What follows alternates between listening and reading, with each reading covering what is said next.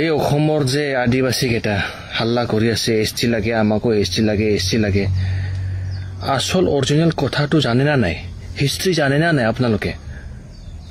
আদিবাসী সকলো কৈছো মই আদিবাসী হলে যে এছটি পাব লাগে সেইটো কথা হল নেকি আসল কথাটো জানে না নাই হিষ্ট্ৰী পঢ়ে না নাই খিলঞ্জীয়া মানে কি জানে না নাই খিলঞ্জীয়া মানে ভূমিপুত্ৰ জানে ভূমিপুত্ৰ আপোনালোকে অসমত কিমান চনত আহিছে 150 বছৰ মানে হৈছে আপোনালোকে হাতু আমি ট্ৰাইবেল বিলাক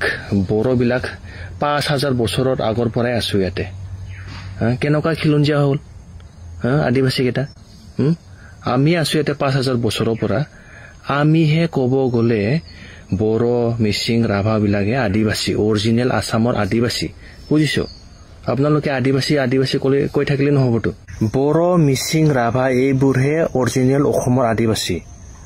আপোনালোকে নিজকে আদিবাসী কলে যে আপোনালোকে এছটি পাব তেনেকুৱা নহয়তো হিষ্ট্ৰী পঢ়িব লাগে অলপ আদিবাসী বিলাকৰ ব্ৰিটিছবোৰহে আনিছিল আজি 150 বছৰ মান আগত ব্ৰিটিছবোৰহে আদিবাসী বিলাকক আনিছিল 1860 to 1890 এমান চনত আনিছিল বাগানত কাম কৰিবৰ কাৰণে লেবাৰ কাম কৰিবৰ কাৰণে বুজিছো হিষ্ট্ৰী জানে না নাই লেবাৰ কাম কৰিবৰ কাৰণে আনিছিল ক'ত পৰা আনিছিল জানে নাই ক'ত পৰা আনিছিল ঝাৰখণ্ড ওড়িশা ছত্তীশগড় ৱেষ্ট বেংগল অন্ধ্ৰপ্ৰদেশ এইবিলাকৰ জাগাৰ পৰা আনিছিল 1860 to 1890 চনত 150 বছৰ মানে হৈছে তেতিয়াহলে আপোনালোকে কেনেকুৱা খিলঞ্জীয়া হল আদিবাসী কলেতো এছটি নাপায় নহয় হ'ব পাৰে ঝাৰখণ্ড ওড়িশা বিলাক ছত্তীশগড় তাতে গলে হল এছটি তাতে পাই যাব কিন্তু অসমত অৰিজিনেল আদিবাসী আমিয়ে হয় বড়ো ৰাভা মিচিং যিখিনি ট্ৰাইবেল আছে নহয় এতিয়া আমিহে অৰিজিনেল আদিবাসী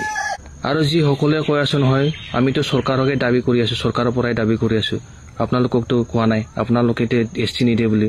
চৰকাৰ অকল তহঁতৰ বাপেকৰ নেকি আমাৰ চৰকাৰ নহয় আমাৰোতো চৰকাৰ সেইকাৰণে আমিও চৰকাৰৰ দাবী কৰিম এছটি দিব নালাগে বুলি কথা কব ইচ্ছা নাজানা যদি মনে মনে থাক সেইকাৰণে শুনিল আদিবাসী কৈ থাকিলে নহব বুজিছ আপোনালোকে এই অসমত এছটি নাপায় মেন আদিবাসী আমি বড়ো মিচিং কাৰ্বি আমিহে মেন আদিবাসী অসমৰ যা বাহিৰত যা এই ওড়িশাত যা ছত্তীশগড়ত যা তাতে আৰামছে থাকিলে হল এছটি পাই যাব বুজিছ